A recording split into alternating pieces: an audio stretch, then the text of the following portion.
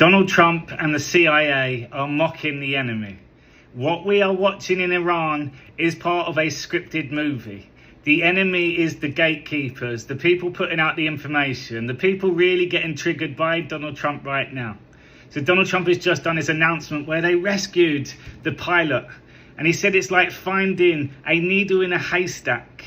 And if you listen to what he says here. A runway. This was a farm, not a runway. It's a farm, but it did the trick.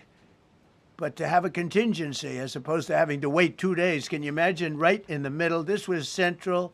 Central. The farm. He's leaving us the clues. What is the farm? The farm is a covert 9,000-acre CIA training facility located at Camp Peary, Virginia. Used for training Directorate of Operation officers, this high security site hosts clandestine tradecraft training, including surveillance, evasion and intelligence collection in a simulated hostile environment. And he says this location is Central Casting. Central Casting is a performance from the Central Intelligence Agency. This was right, you would call it central casting if you were doing a movie for location. And probably the toughest area of Iran. He then even calls on the CIA director, and look how he introduces him. The man he's central casting, okay? If we cast a movie, he's going to play the head of the CIA. He's one of the few. John Ratcliffe, he did a phenomenal job that night. He did something that I don't know if you want to talk about it. Central Casting. It's all a Mockingbird operation. The CIA are working within the shadows, cleaning up. And there's so many people that tell you the CIA are the bad, but Donald Trump says, no, they're the best. CIA was unbelievable. And you may, if you can, you'll talk, it might be classified, in which case I'd have to put him in jail if he talks about it. And if you listen to John Ratcliffe here, the military operation only works with the finest intelligence. The intelligence agencies work with the military. One thing that has been clear to me in this role is that the flawless military operations that the Department of War is known for are hostage to flawless intelligence. We saw that in the skies over Iran in Operation Midnight Hammer last summer. We witnessed it in Venezuela during Operation Absolute Resolve. We've seen it against the cartels in the Western Hemisphere, and we're seeing it every day in Operation Epic Fury, including this mission.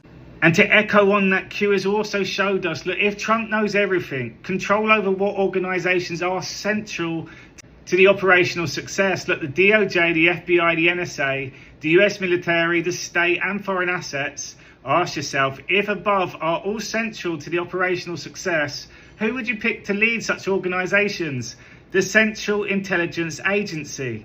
And then it brings us then to Obama, which so many of these people get triggered on.